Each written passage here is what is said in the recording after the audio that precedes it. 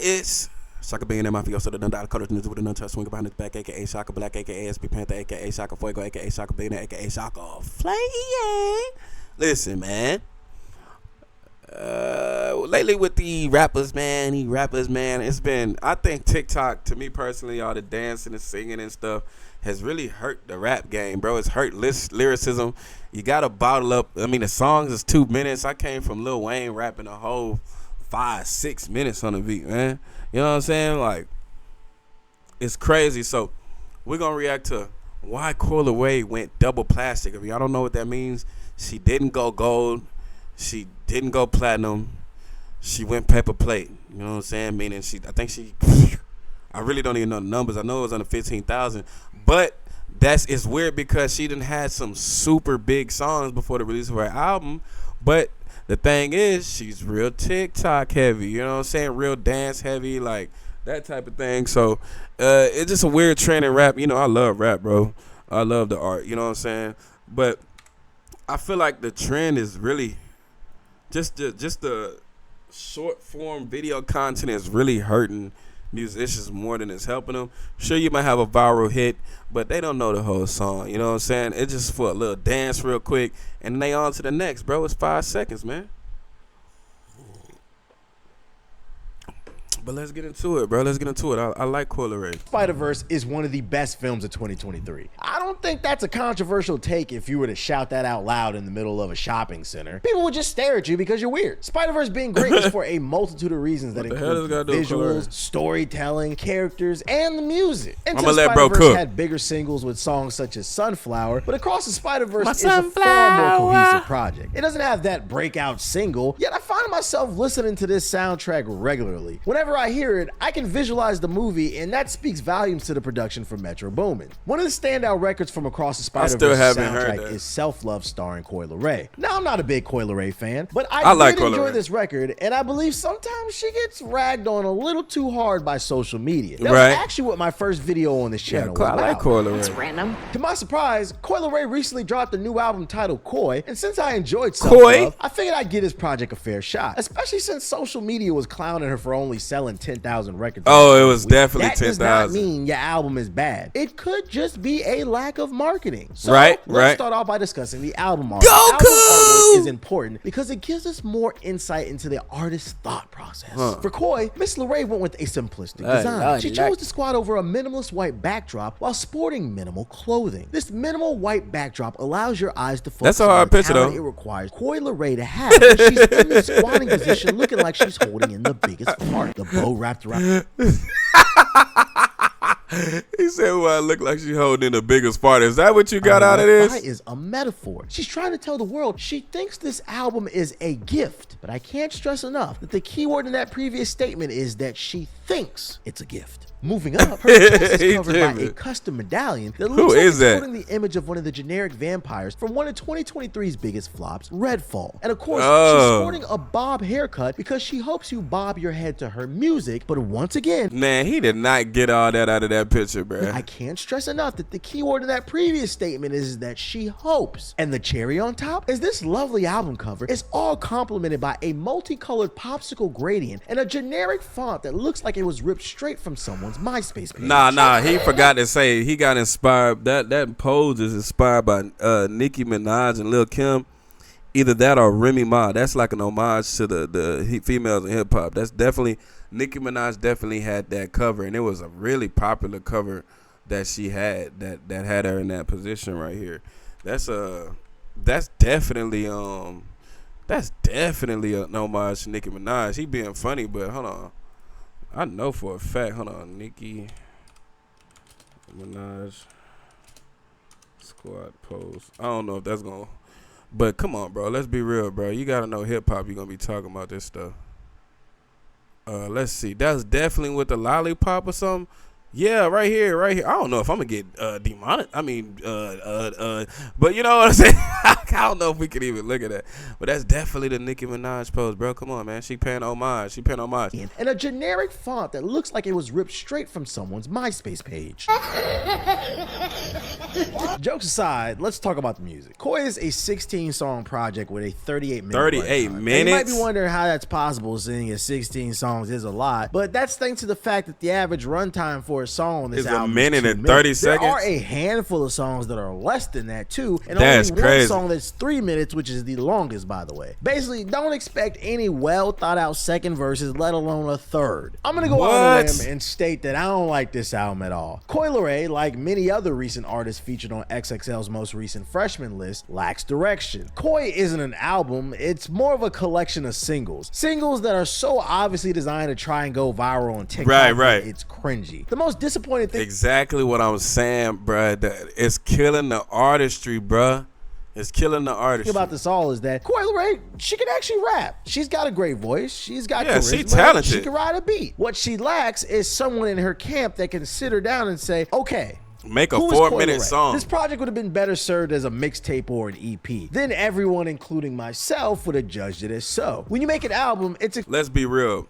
After that Piff crumbled, like after the fall off of that Piff, there's no such thing as a mixtape no more. When Lil Wayne made the Droughts, bro, he rapping over everybody beat. He gonna kill you on your own beat. Like, these aren't mixtapes. Everything has to be an album, just by the way they just started monetizing streaming. So there are no mixtapes no more. Everything is basically a project or an album. Expected to be a cohesive EPs, yeah, but but not there's no mixtapes no more. It's baffling that this album is self-titled, and I couldn't tell you anything about Coi Leray other than that she's this self-proclaimed boss babe. That's such a generic message, by the way, that every other rapper is doing. Not to mention that's all you've done on previous other projects. This works for the album, but if you're gonna call it an album, I'm gonna need a little bit more meat on the bone. That being said, there are some positives here. She's got some bangers on the album that I can easily see appearing in a sports video game such as Madden or NBA 2K. Songs like Bop, Get Loud, and Black Rose. I think this is a great lane for her, but if she were to take that anthem lane, I just want to see those be released as singles so she can work them over time, because an album full of Hey, that's one thing I wanted Megan Thee Stallion to do, because she can really rap, but I wanted her to talk about, and she kind of did a little bit, talking about her traumas that she went through with the T-Lane situation and stuff like that. But I just wanted her to get more in depth. Like, you can't be talking about always, just the sex culture in general, you know what I'm saying, the hot girl culture in general, without talking about the other side of it, which is songs like Brenda's Got a Baby, and everything that comes with trying to act grown and fast, the real repercussions of it. That's the only thing I feel like is imbalance. You're going to have these young people thinking that there's no consequences to being promiscuous or no consequences to just laying around and stuff like that. Like, I just wish she put some of that in it too, so it could be more balanced. Anthems, it just doesn't sound good. You start to sound like DJ Khaled. The rest of the album is an unorganized mess. The biggest offense to me is the overuse of samples. Her producers didn't even provide any type of clever flips on said samples. It's those type of samples where it's blatantly obvious they're trying to use nostalgia to bait people into liking the song. I didn't like Travis Scott's album. It samples the classic 1989 song Pump Up the Jam. The producers literally did nothing with the original beat, but slightly slowed it down. And to add insult to injury, David Guetta, however you pronounce his name, he's credited as a feature on the song. I don't know what he added to the song. I don't know if he produced it, but I didn't hear I don't know. It felt like a marketing play. People will see his name and they're gonna assume greatness, and I'm here to let you know you should. Then there's the lead single Players, which samples Grandmaster Flash's Girls message. Are Players Once again, too. they didn't do much with that beat, but I guess that album didn't sound that good, and that song was pretty big. Damn. Cool little song. I'm sure you've already heard it because it's all over the radio and TikTok. But the biggest offender is track 5, titled My Body. Now, she flips Leslie Gore's classic record, It's My Party, I Can Cry If I Want To. She takes that song and she flips it into It's My Body, I Can F Who I Want To. Which, that's true. I don't disagree, but I don't know, maybe because I'm not the demographic, but I found this song to be next level tacky. It felt like she was trying to create the summer anthem for feminists, but it comes across as pandering, like she's trying too hard. I just can't see a world where anyone is riding around with their windows down, blasting, "It's my body, I can have who I want to." But the most jarring thing about this album is track 13, titled Man's World. She flips yet another classic record in the form of James Brown's It's a Man's World. And I'm genuinely shocked the Brown estate greenlit this song because it's not good. And if you listen to Coi, clearly she doesn't understand the original song. The original song clearly states, "This is a man's world, but it would be nothing, I repeat nothing, without a woman." Her version is some corny, toxic Gen Z version that totally misses the point of the sample. The nostalgia baits you in, but she fumbles the ball again and again all throughout this album because she's taking beloved records and she's making them worse. So allow me to save you some time. She's making them worse. In the right mind, I can recommend you listen to this. Oh, brother! Do yourself a favor and give Bops and Players a listen if you haven't heard that song already. This album is a hard skip. Coi Leray did the impossible. It's a hard pass. She produced an album where half the album contains features and the other half of the album contains samples from classic records, yet hardly any of the songs are longer than 2 minutes, which makes no sense considering you stole inspiration from other songs. If that's not someone who reeks of direction, how long does it take her to get that krillin? I really need Coi to stop chasing TikTok viral moments and sit down and think about what she wants to present to the world. Pick a direction and stick to it. I defended Coi Leray the last time I talked about her in a video, and if you want to see why, then click the card right here. But I'm gonna be honest, I really need her to step it up because she's got me out here looking crazy for defending her. But hey, I'm just saying. Ain't nothing wrong, man. I like Coi Leray. I like Coi Leray, man.